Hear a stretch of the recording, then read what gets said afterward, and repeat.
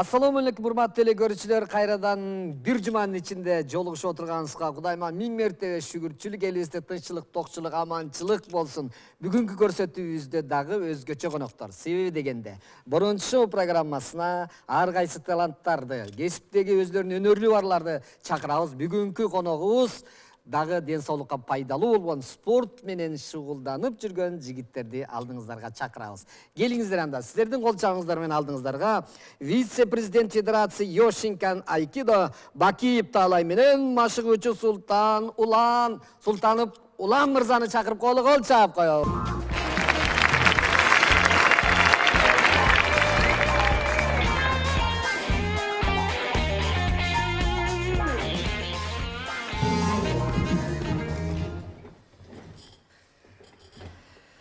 Assalamu alaikum, hoş geldinizler. Мынакей биздин студияга, куттуу студияга кош келген экенсиздер. Сиздердей таланттуу жигиттер келгенде биз абдан кубанып турабыз. Дегенде, спорт бул ден соолуктун эң бир кандай десем, спорт бул ден соолукка пайдалуу, спорт бул дегеле өмүрүңдү узартат, спорт бул көңүлүңдү көтөрөт, спорт кайсы жагынан айтып көргөндө дагы кыскасы жаман жагы жок экен. Спорт деген бул спорт экен. Кош келипсиздер. Ассаламу алейкум. Алейкум салам.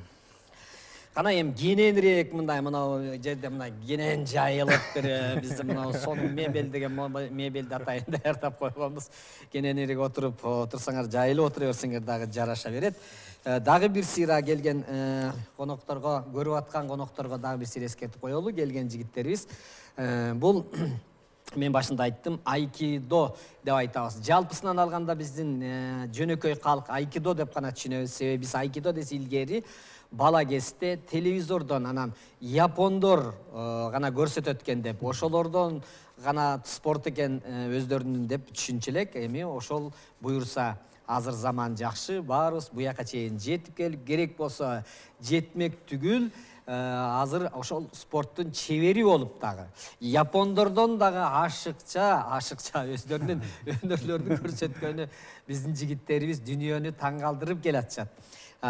Бүгүн бизде конокто дагы бир сыйра эскертип коеюн. Вице-президент Федерации Йошинкан Айкидо Бакиев Таалай, анан жанында мына ушул өзүмдүн курагыма карабай, бул ден соолукка абдан пайдалуу экен деп машыгып аткан Султанов Улан мырзаны конокко чакырганбыз. Кош келипсиздер дагы бир жолу.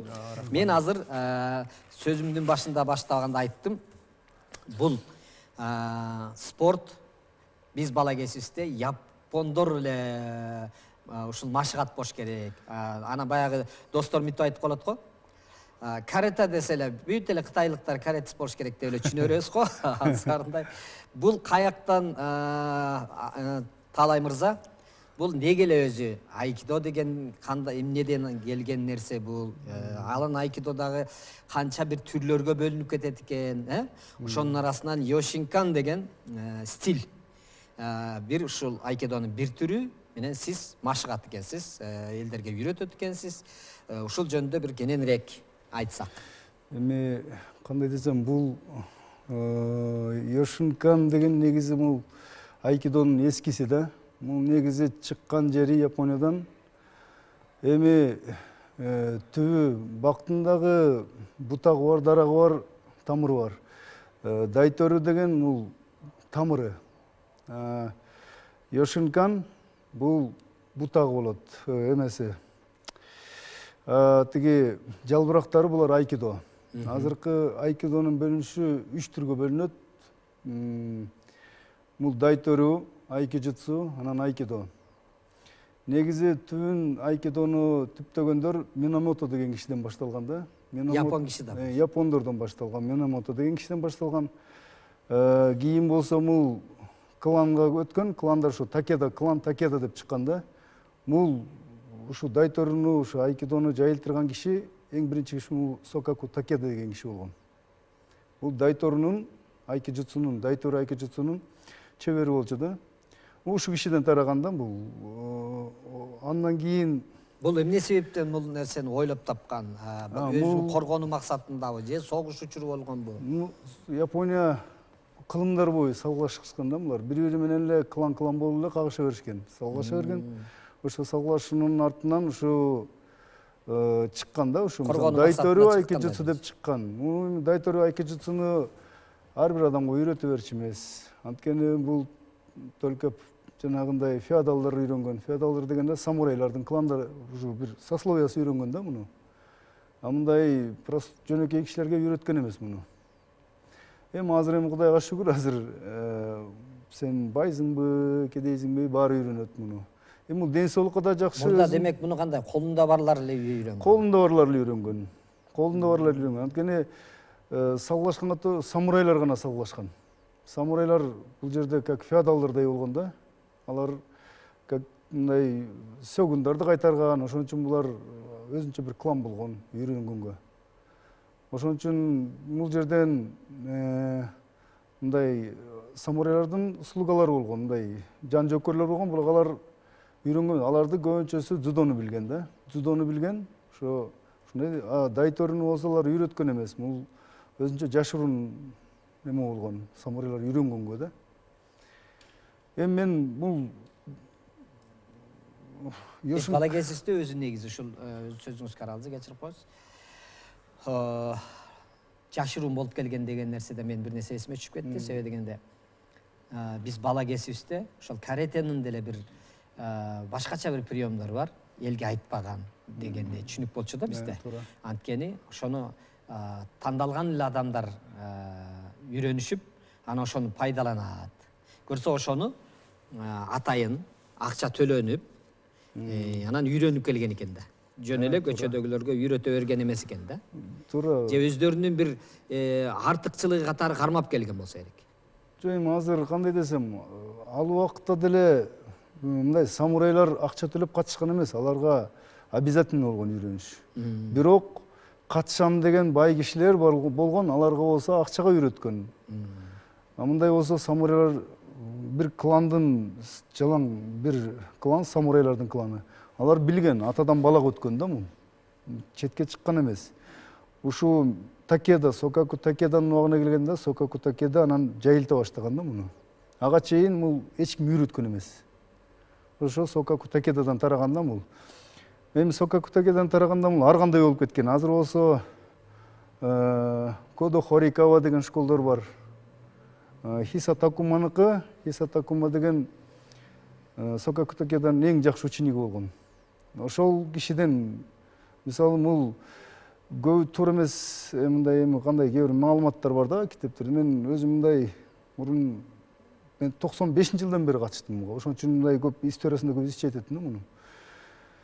Эми бул жерде кандай деп айтсам силерге, дайторунун мен ушу түбүн изичи айтатым да, эң биринчи. Мен өзүм айкидодо катышып жүргөндө дагы ошо дайторуну изилдей баштагам да, ошол убакта эле кызыгуу башталган да.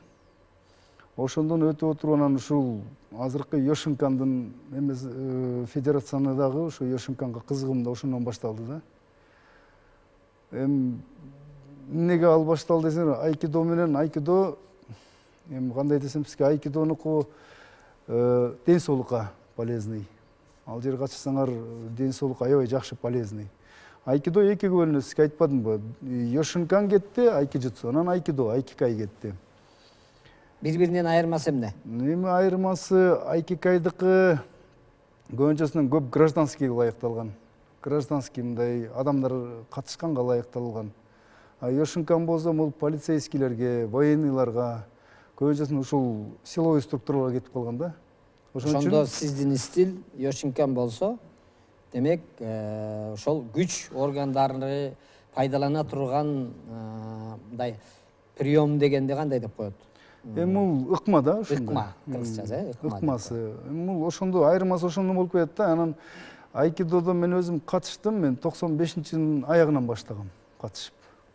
Бирок 2008-жылы кеткенге туура келип калды. Бияка бизге Дэвид Эйрс деген бир англичанин келген. Ошол Йошинкандын ушу эмесин федерациянын филиалынын эмеси экен, чоң экен, Москвада. Ким дедиңиз? Дэвид Эйрс деген. Дэвид Эйрс. Анан ушу кишини катыш үчүн Москвага кеттим аркасынан. Москвага барга туура келди. Ошол кишиге барып, ошол кишиден уруксаат алып, Анан ушу Кыргызстанга качканга уруксат сурадым ошол кишиден. Анан бияка ал болсо ушул уруксат кагазын берди. Мияка келип ачтык. Анан акырындап ушу кылып, бирок эми Кудайга шүгүр акырындап азыр кылып атабыз. Учениктерди көтөргөнгө тырышып атам. Ошо айырмасы айтып атасыз, бул күч органдарына ылайыкташкан ыкма экен. Ошондо бул кыргызча айтканда көчөдө колдоно турган ыкмалар болуп калабы ошондо? Эми көчөдөн ыкма, көчөдөн колдонулат бул. Эми көчөдөн бул колдонсо болот муну. Мисалы, бул жерде баягы кээ бир спорттогулардай мындай правила деген кичине жок биякта. Правила деген болбойт бу жерде. Бул жерде ошон үчүн баягы мен айтып аткан себебим бул аял затына да ылайыктуу. Муну эми спортто айтканда кичине кыйналып калабыз, просто спортто правила бар. А боевой искусство дегенде бул жерде правила жок. Правила жок болот бу жерде. Эми кандай десем, аял затына нападение кылса, аял заты өзүнөн чоң көлөмдүү кишиге ал жетпейт да. Бул жерден аял затына именно ушул жарайт. Эмне үчүн дегенде, Япониянын императорун ушу аялдар кайтарат. Ошо аялдар именно Йошинкан школунан алган да аларды. Именно Йошинкан школунан алган. Ошо кишилер ошо аялдар кайтарат, бир экөө кайтарат болуш керек. Ошону эме тастам да, сураштыргам да. Ошону айтышкан императорун. Бир нече секундтук жарнамага кайрылалы дагы, андан кийин көрсөтүүбүздү улантабыз. Жарнамадан кийин көрсөтүүбүздү кайрадан улантабыз. Биздин көрсөтүүгө жаңы кошулган болгон болсо дагы бир сире эскертип коеюн. Бүгүн бизде конокто вице-президент Федерации Йошинкан айкидо Бакиев Таалай, ошондой эле машыгуучу Султанов Улам мырза бизде конокто келип отурат. Бүгүн мына ушул айкидо деген эмне, анын ичинен канча тармакка бөлүнөт, деги эле пайдасы эмне, зыяны эмне, кыскасы коомдо ал канчалык өзүнүн орду бар деген сыяктуу нерселер менен суроолор сүйлөшүп атабыз. Буну ким ойлоп тапканын болсо айтып бердиңиз. Анан кайсыл өлкөлөрдө бул айкидо азыр дүйнө жүзү боюнча таркап кеткен да? Йошинкан кайсы өлкөлөрдө пайдаланышы мүмкүн? Эми азыр Йошинкан бүт өлкөлөрдүн баарында эле бар азыр. Йошинкан баарында бар. Мындайча айтканда Африкада деле бар болуш керек дейм да. Жана биздин основатель дагы, эми основатель эң биринчи ачкан сөдөгөзү болсо, биздин основатель өзүбүздүн Осенсей дейбиз да. Осенсей деген великий учитель дегенди түшүндүрөт. Биздин Осенсей Содо Гёдзо деген киши. Кандай дедиң? Сиодо Годзо. Сиодо Годзо. Бул эме биздин Осенсей деп айтылат да. Осенсей дейбиз. Эмне үчүн дегенде Осенсей дегенде бул великий учитель деген түшүндүрөт да. Мисалы, ушул айкидо боюнча мен көрүп жүрөм. Башка өлкөлөрдө, бизде деле бири-бири менен соревнование болушу мүмкүн. Анан ушул Йошинкан боюнча дагы дүйнө жүзүндө ошондой атайын соревнование болобу. Мисалы, азыр бул правиласы спорттукундай эмес деп айттыңар. Бой без правил боюнча деле бардык жерде азыр өтүп атпайбы? Ошо сыяктуу. Эми бой без правила жок деп айтууга да кыйын, өтө кыйын. Потому что бой без правилда карасаңар, правиласы бар а жерде. Правила бар, эмне үчүн? Көзгө тийгенге болбойт дейт. Кара кушка урганга болбойт дейт. Токтотуп коет. Бизде болсо андай эмелер ограничение жок бизде. Ошон үчүн анда булар муну Йошинканды соревнование кылып өткөргөнгө колдонгон болбойт. Эмнеге дегенде, мисалы, бул жерде кокустатып алышы мүмкүн кишини. Мисалы, көзүн. Биз жерде мындайча айтканда правила вообще жок. Бай без правилда көп правила бар. Урганга болбойт, тияк урган, көзгө эметкен болбойт, пакка чапкан болбойт дейт. Мисалы, ушундай көп нерселер бар да. Бизде анын баары тең алынган. Жок, бүт бар болот бу жерде. Анда бул спорттун түрүнө кошулбай калышы да мүмкүн экен. Спорттун түрүнө кошулбайт бул. Бул боевой искусствоға кирип кетет.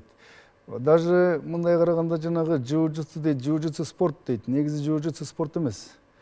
Мул джиу-джитсунун негизи, джиу-джитсу деген мул Бразилиядан чыккан эмес, джиу-джитсу деген Япониядан чыккан. Мул Япониядан чыгып, ошо Бразилияга бирөө апарган, бир японец. Мен угушум боюнча Мияги деген японец апарган дейт. Ошо орушая калтыргандай бразилдер мун только жана удушение, күрөшкө колдонуп кеткен дейт. А джиу-джитсу өзү мул искусство, мул дагы ушу аябай опасный, мында да правила жок негизи.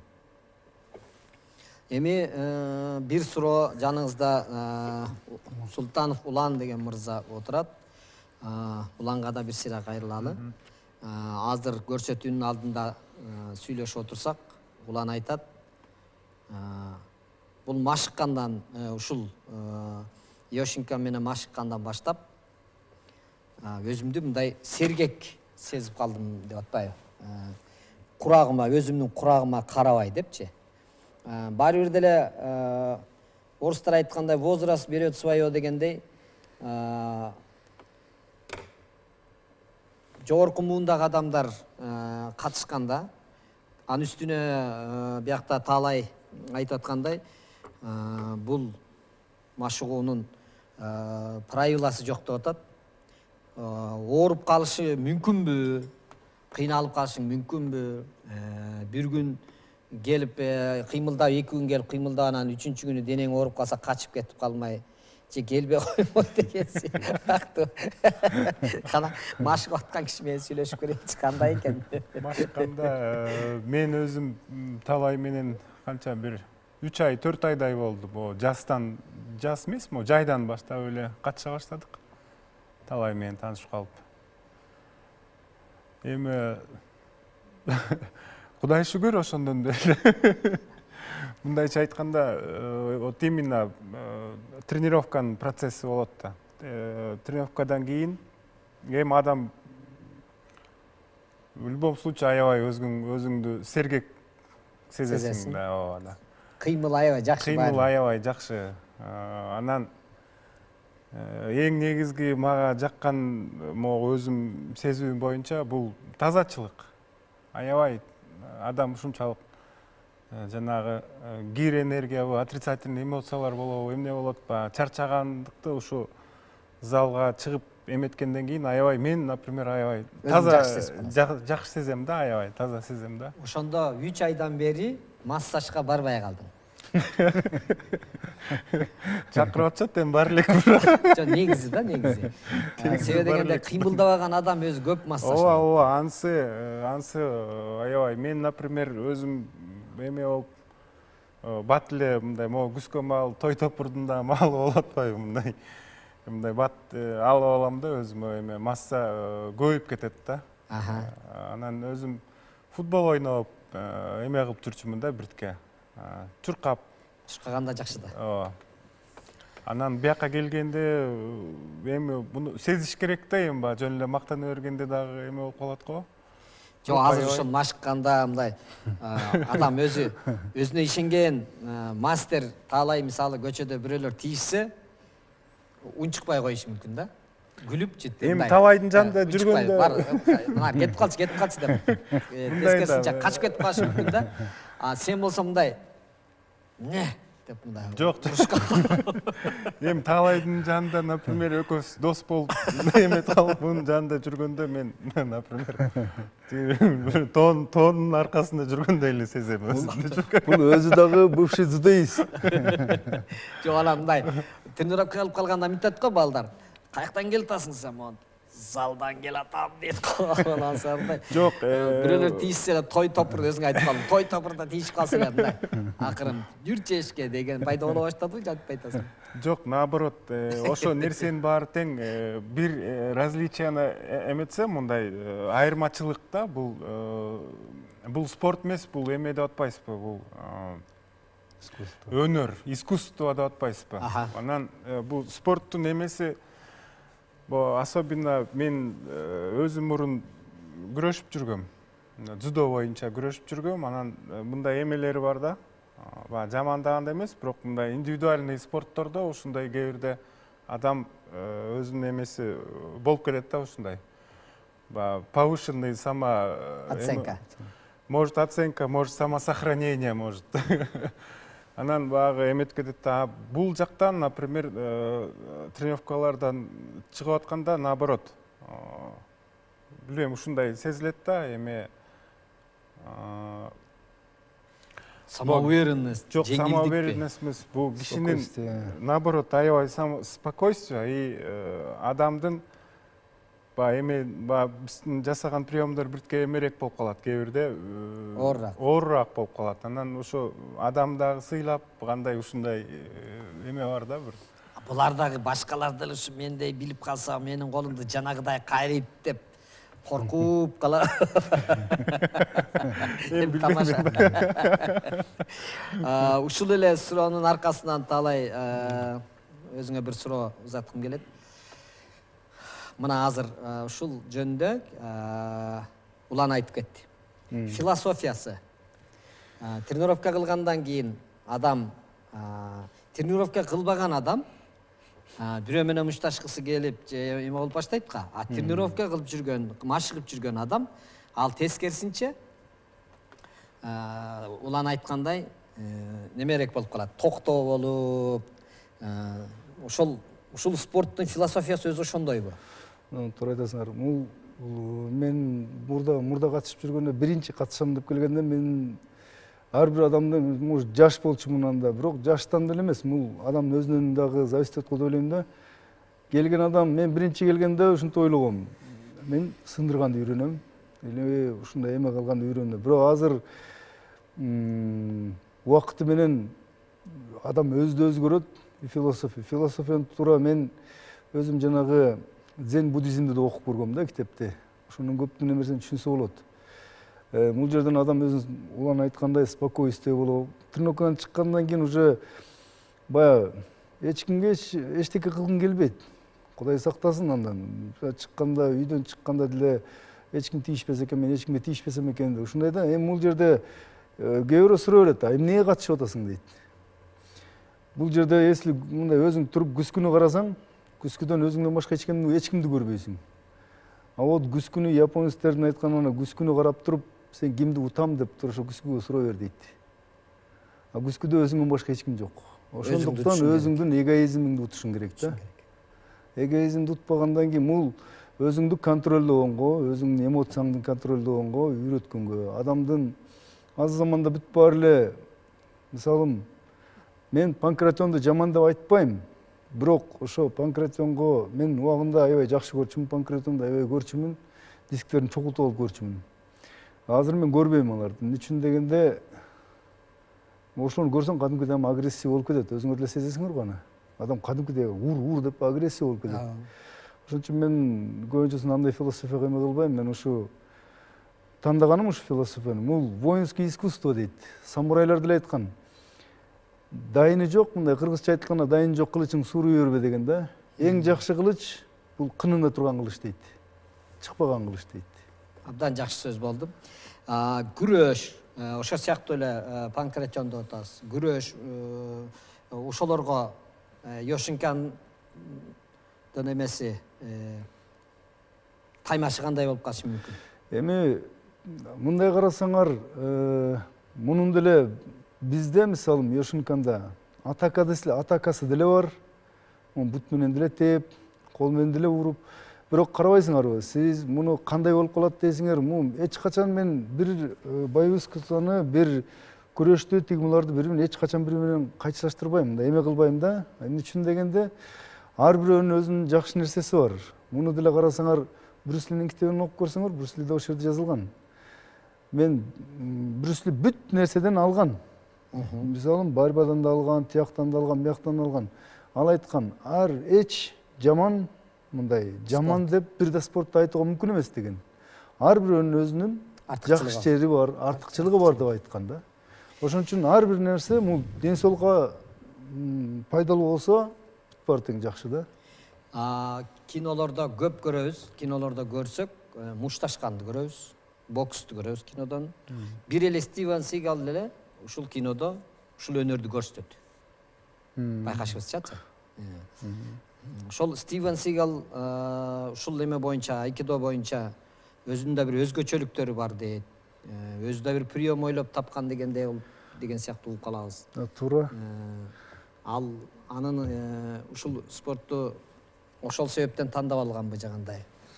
Эми Сигалдыкы бул Сигал туура башында бул айкикайдан баштаган да. Бул жанагы Марихейдин кол алдында машыгып калган го деп ойлойм. Анан тем более Сигалдыкы бул менин көз карашым боюнча, мындай карасаңар, ал чистый айкидо деп айтыш кыйын мунукун. Мунуку кошулган, бул дагы жанагы эски айкидонун приемдорун алган Сигал. Көчөгө ылайыктаган муну. Ошон үчүн Сигалдыкын чистый айкикай деп айтууга мүмкүн эмес да. Мунуку эмне үчүн мындай көчөгө өтүп дегенде эмне болот? Бул Сигалдыкы анализ иштеген, анализден тышкары бул эски Японияда жашап жүргөндө эски школдордун стилдери бар мында. Потому что мындай карасаңар, кээ бир кинодо тартылып атканда действительно приемдорду көрсөтөт, бирок бул противоестественный приемдор да. Противоестественный дегенде айкидодо жок бул приемдор. Ал именно ошо приемдор жасайт. Ал кандай өзү ойлоп тапканбы же кандай эскиден Жок, алып өзү ойлоп да, эскиден алган. Же техниканын күчү менен жасап? Жок, эскиден алган да. Тем более бул өзүнө ылайыктаган. Мунун боюнда билесиңер 2 метрдей болуп турат бою. Ошого ылайыктаган өзүнө да кылчы бул. Ошон үчүн баягы противоестественный дегенде адамдын колу эч качан чыканактан артка ийилбейт да. Естественный алдыга ийилип атат. А Сигалдыкы неестественный жасайт кээде. Чыканакты сындырганга мындай эме тескери излом кылат. Булар айкидодо жок. Айкидо өзү отрицать этет буларда. Түшүнүктүү. Демек, көчөдөгө ылайыкташкан дедик, айымдардын өздөрүнүн коргонуу максатында муну келип машыкса болот экен. Анан күйөөлөрдүн колун сындырып койгон маселе болсо кандай болот? Келечегинде. Кудай сактасын. Бизде бир окуя болгон, менин бир айылдашым. Өзү ушундай айкидо менен тренировка кылып жүргөн экен кыз кезинде. Көп жыл тренировка кылган окшойт, машыккан экен. Кийин күйөөгө тийгенде аны күйөөсү билбейт экен. Билбейт экен. Биздин райондун центринде Борборунда Чаек деген район эмеси бар, Борбор. Ошол жерге остановкада өкө турса, 2-3 мас келип тийишиптир. Ага чейин ал мас болуп келип алып, аялын сабай берчү. Бирок аял такыр кол көтөрчү эмес экен, күйөөсүн сыйлап. Аялынын тренировка кылып жүргөндө эле билбейт экен машыккан күйөөсү. Анан ошондой окуя болуп калган экен, көчөдө турса 2-3 мас келип алып эле күйөөсүн жакалайт экен. Күйөөсү кой десе да болбойт, жалы жетпейт күйөөсүн. Анан ачуусу келип кеттир дагы. Анан ошол жерден үчөөнүн тең баягы колун кайрып, байкелетип баягыларды сабап, бирөөсүн да колун сындырып койгонбу ушундай да. Анан качып кеттир алар. Анан эң кызык жери ошол байкебиз ошол бойдон аялын урбай калыптыр да. Демек, бул айымдарга дагы аябай пайдалуу экен. Себеби дегенде, жок эле күйөөсү кол көтөрө бере турган болсо, аял заты өзүн жок дегенде коргоп алганга пайдасы тиет экен деп коелу. Анан эми бул өзүң айтып атасың. Тиге биздин мисалы органда иштеп аткандарга, военныйларга сабак өтсө кандай болот? Эми сабак өтсө, бул жерде эми карап турсаңар, Россияда деле ушул стилди өтөт. Жана Дэвид Айерс деген менин учителим ошол жакта дагы военныйларга сабак берет. Өзү 71-демелерге келип калды. 70 канча 76 77 ушуга келип калды ал киши. Бирок дагы эле ушу машыктырат. Ал кишинин техникасы аябай күчтүү киши. Ал да аябай мындай жаш өтүп калганы менен аябай күчтүү ал киши. Мен иштегенде билбейм, ал киши аябай күчтүү да, мен билем да, мен өзүм катышып ал кишиге өзүм Москвага барып мага бир эле прием жасаган, дем албай калгам да, мен ушу бир эле прием жасаган. Кандай жыгылганын билбейм мен. Азыр сиз айтып атасыз, ошол бир эле ыкмасын көрсөткөндө өзүм да түшүнбөй калдым да. Дэвид Эйерс, Дэвид Эйерс да Кудай буйрса биздин Бишкекке дагы конок болуп келип, анан ушул кызыккан, Йошинкинга кызыккан жигиттер болсо, дагы машыга турган жигиттер болсо, мына биз бүгүн көрсөтүүгө Бакиев Таалайды тиги чакырып атабыз. Бакиев Таалай десе Бакиевдин туугандары келип алган экен деп түшүнбөгүм. Бакиев деген фамилия Кыргызстанда көп. Таалайга келип машыксаңыздар болот. Ал эми өзү эле Дэвид Эйерс деген өзү адам кандай экенин бир сыйра архивден алып сиздерге көрсөткөнгө аракет кылалы, анан көрсөтүүбүздү улантабыз.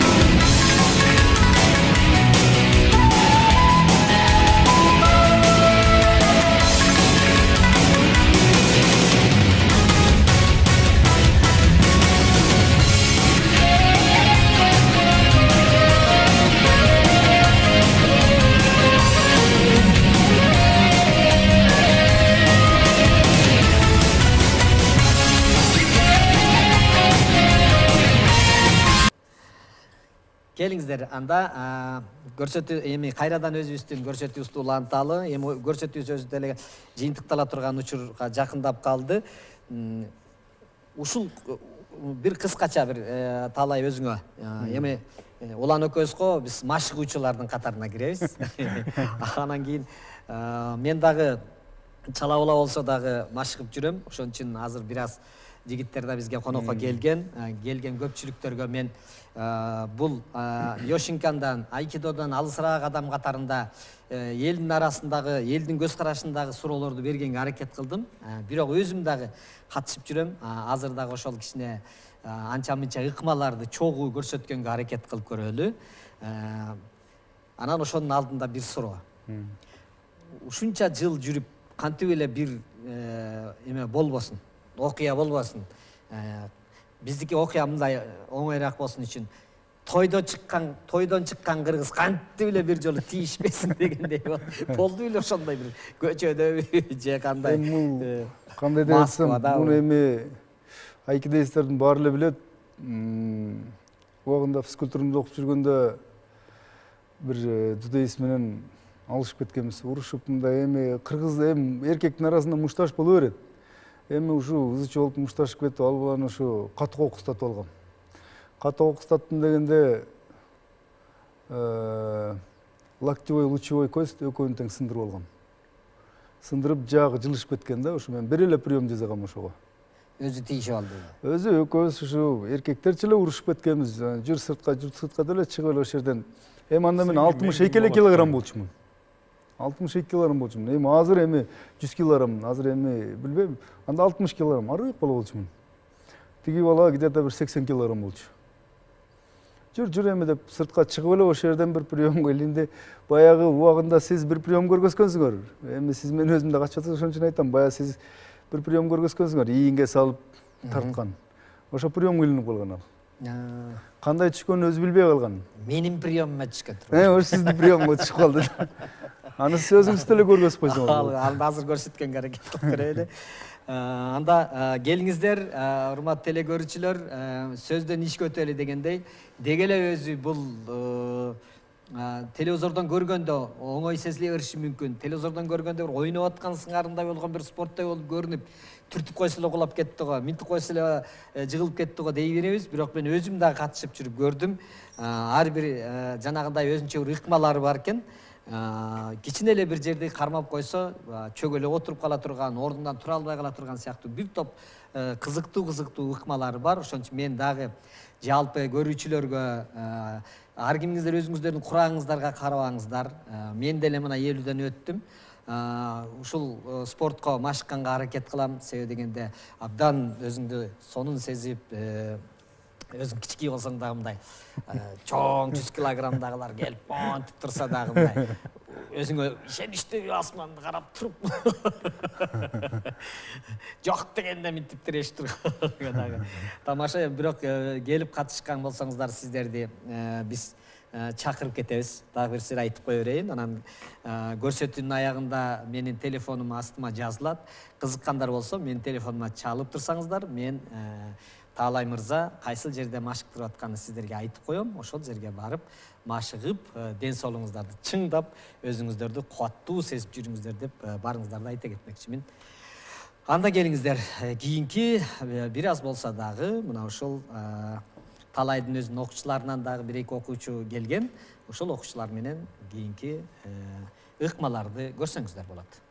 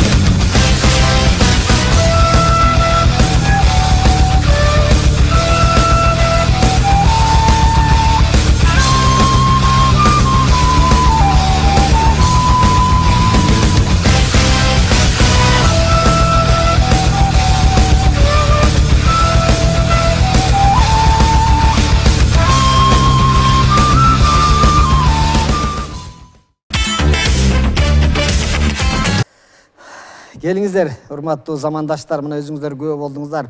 Бир аз убакыттын ичинде приятно с полезным деп которсуздар. Чыгармачылык менен бирге дагы машыгып, бүгүн өзүбүздү абдан жеңил сезип, мындай бир денелерибиз жыргап дегенде мына бул адамга аябай ден соолукка пайдалуу. Ошон үчүн келиңиздер, машыгыңыздар, төмөндөгү телефонго чалыңыздар, мага чалсаңыздар мен бүгүнкү биздин көрсөтүүбүзгө келген биздин конокторубуз, ассаламу алейкум да бир жолу Таалай мырза менен Улам мырза келип отурат. Барыңыздарды чакырабыз, кыймылдаңыздар, ден соолукка пайдалуу. Бүгүнкү конокторубуз вице-президент Федерации Йошинкан Айкидо Таалай, ошондой эле машыгып жүргөн улан экөөбүз. Барыңыздарды чакырабыз. Келиңиздер, бүгүнкү көрсөтүүбүздү ушуну менен аяктайбыз. Ден соолугуңуздар чың болсун, саламаттаныңыздар.